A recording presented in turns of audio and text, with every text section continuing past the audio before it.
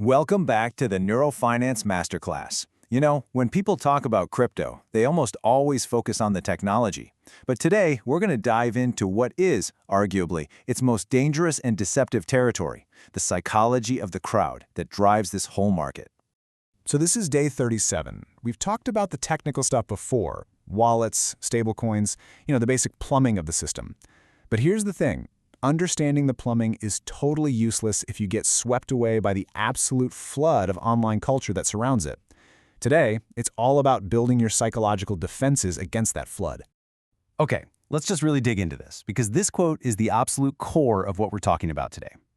In a casino, the house always has an edge, right? Well, in the crypto casino, that edge is pure psychological manipulation. Social media is just constantly blasting you with hype, with emotion, with FOMO.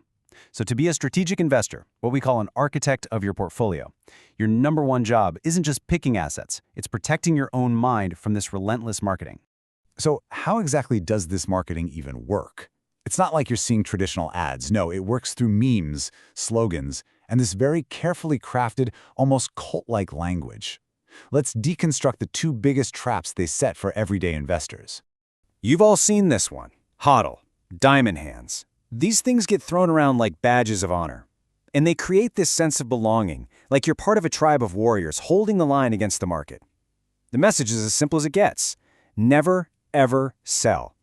True believers just hold on for dear life.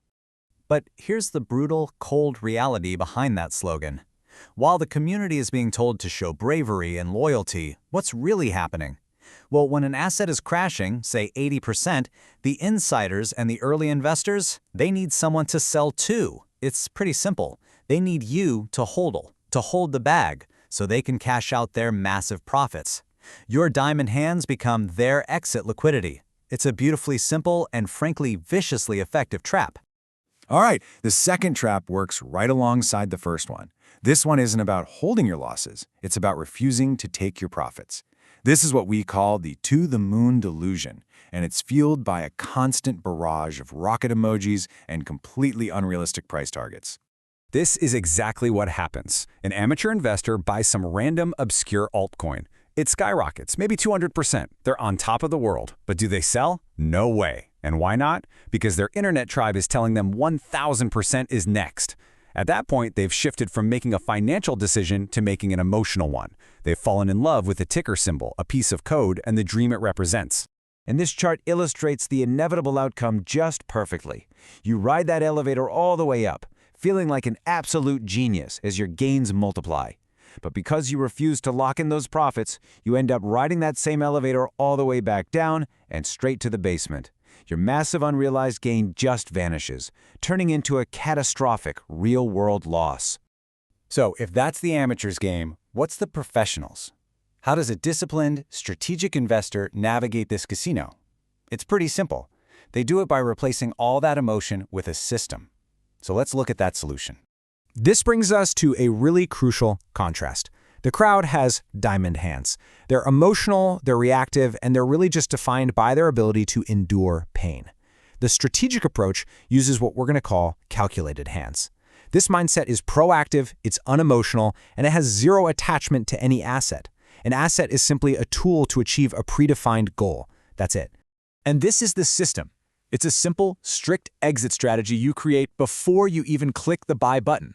So for example, a common rule is, if the asset doubles, sell half.